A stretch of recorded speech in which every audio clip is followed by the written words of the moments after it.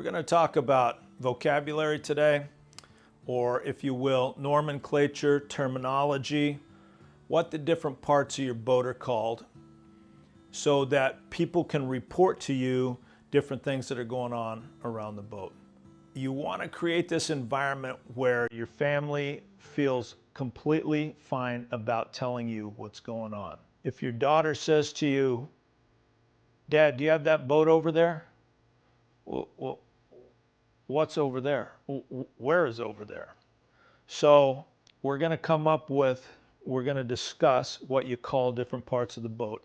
And I challenge you to have your family learn these and report to you based on this. So let's get it going here. The pointy end is the bow. The blunt end is the stern. People have a real hard time figuring out which is port and which is starboard. So your port side is your left side. 4 letters, okay? It's also the red side, which only has 3 letters. And one of the ways that people found it easy is port, wine is red. That's how you tell your port side is your red side, and those might be little tricks to help your spouse or your children remember how that goes. Conversely, your starboard side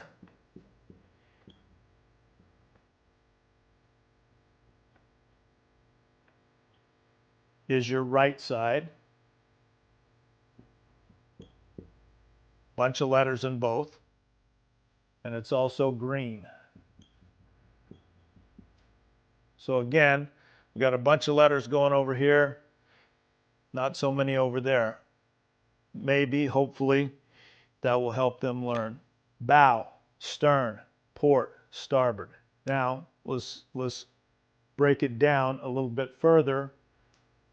This is called your beam. 90 degrees out your door is your beam. This is going to be your starboard, STBD, starboard beam. Port, beam. So now, dead ahead, behind you, off to your right, off to your left. Your kids or your spouse, honey, do you have that boat off your beam, off your starboard beam? You're not going to look around, you're going to look right off to the right. Okay, so now we need a little bit more, a little easier direction. So let's say it's in between the bow and the stern. The bow and the beam. So now this is your starboard bow. Port bow. The distance between your beam and your stern is your starboard quarter.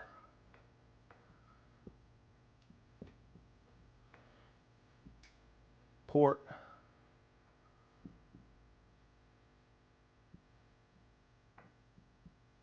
quarter. Make a game of it. Do up some flashcards. I don't know how. I know how they made us do it in the Coast Guard. They wouldn't let you leave the boat until you knew all this stuff.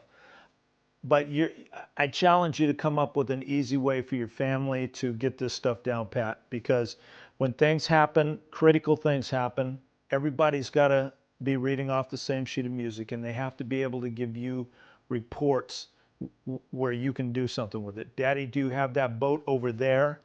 Does nothing for you. That's 360 degrees of you turning your head. What boat? Come up with this. I'm going to end this video with a little sea story. The Coast Guard cutter Blackthorn collided with a tanker down in St. Petersburg, Florida in 1980, and we lost 23 sailors that night. The Coast Guard did. It was a beautiful night, starlit, no restricted visibility, no reason for these 2 boats to collide. But what they found out was everybody thought the other guy was reporting, and they never broke the accident chain.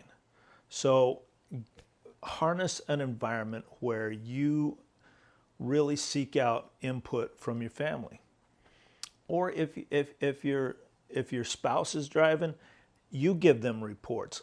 But you need to get that environment. And I've always strove. I will tell you this, I buried several of the people off of the Blackthorn when I was in the Honor Guard. And later on in my career, I ended up serving as the chief bosun mate on the same class of cutter. So this whole video means a lot to me, and I want to convey that to you, that you need to work on this for your family. You want to create memories that are going to last a lifetime, not tragedies, okay? And this is a great way. I know I'm making a big deal out of this, but it is a big deal. There'll come a point where you don't even know you're doing it. People are going to make reports to you, and you don't even know that you're breaking the accident chain every single time one of these are done. But this is really important stuff. Okay, so the next video we're going to do is, now that we know where the different points on the boat are, we're going to get in some meeting situations, maybe some overtaking situations, and see what the rules of the road have to do.